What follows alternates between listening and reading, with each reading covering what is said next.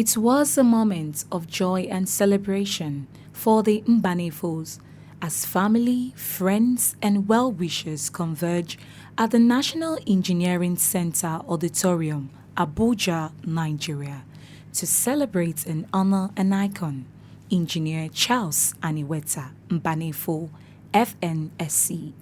Though the icon lives no more, yet his immeasurable impact to the society and individuals, both locally and internationally, remains, thus leaving an indisputable legacy. The lecture, which was organized by the Nigeria Society of Engineers to celebrate and honor the icon, was tagged Engineer Charles Mbanefo Memorial Lecture. This is to commiserate and celebrate his impact on the engineering profession. The lecture, which held at the National Engineering Center Auditorium, Abuja, had in attendance both immediate and past presidents of the Nigerian Society of Engineers, various leaders of different engineering society, students of various schools, engineers, friends and well-wishers, as well as members of the general public.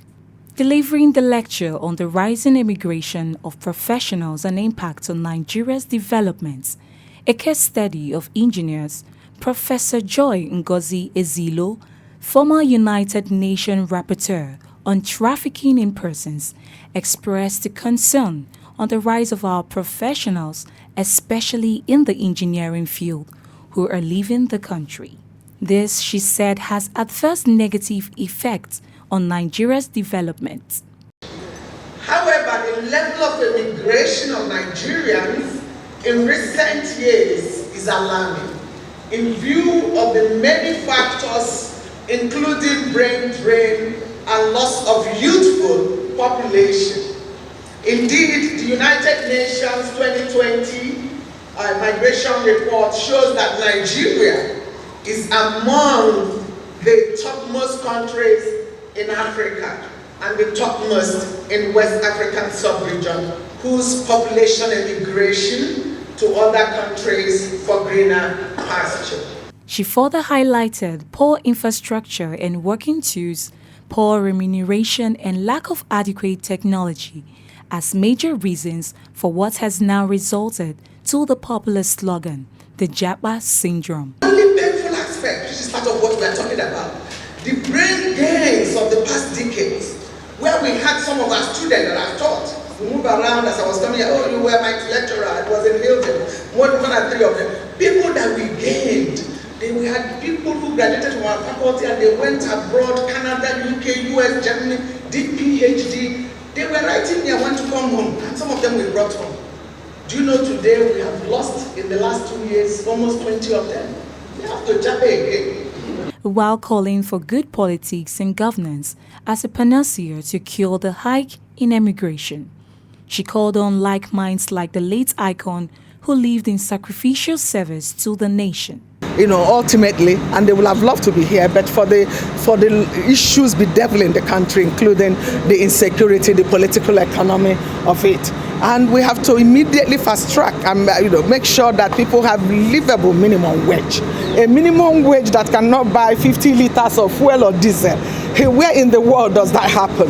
It doesn't happen anywhere in the world. That people can take a whole salary just to get a fuel. And that fuel, we're not talking of food, you're not talking of housing, you're not talking of transportation, So these are things that aid corruption. So we also have to use technology both to fight crime, use technology again to massively create jobs for youths. Youths can be engaged and paid and absorb them, including all these engineers. But we have this faulty system and we have to look how we can partner and be solution-driven, even in our academic work in the pedagogy for training, especially of professionals. We look at triple helix. We involve the university, private sector, which is the industry, and the government to work together to achieve a common purpose.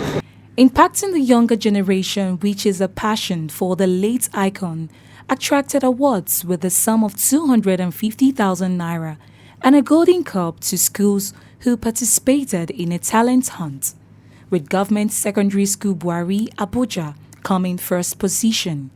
Government Secondary School Ashcamp, Gwagwalada with second and Government Secondary Kuje as the third position. The family of Engineer Charles Mbanefo shared their feelings and talked about their late father and husband, who, according to, was worthy of emulation. The words to describe how I feel, but I just know that God is looking down from somewhere and He's smiling. My husband, wherever he is today, will be so happy. I am so grateful to the Nigerian Society of Engineers. They are my family. That's the family I have known and the family I have. I see the future in this because my husband has worked on so many things to make up a legacy. So what I see from today is that there's going to be a lot of mimicking of his own lifestyle, which is a lifestyle I'm proud of.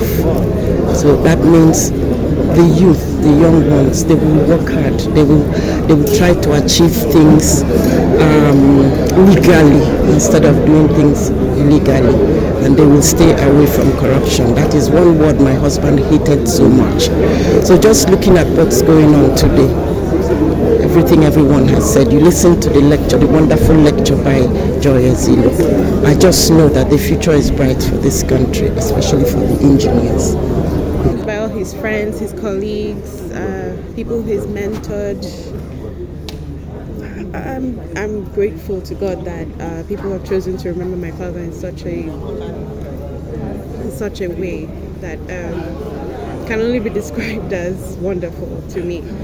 I've seen my dad go through, at least for as long as I can remember, his career was helping people, especially young engineers, to learn more, to ascribe to be more.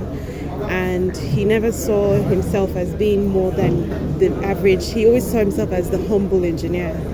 So the fact that everybody's celebrating him the way he is now, I'm sure he'll be smiling wherever he is. Right. So this is a legacy for you, isn't it? Yes. What do you learn from this?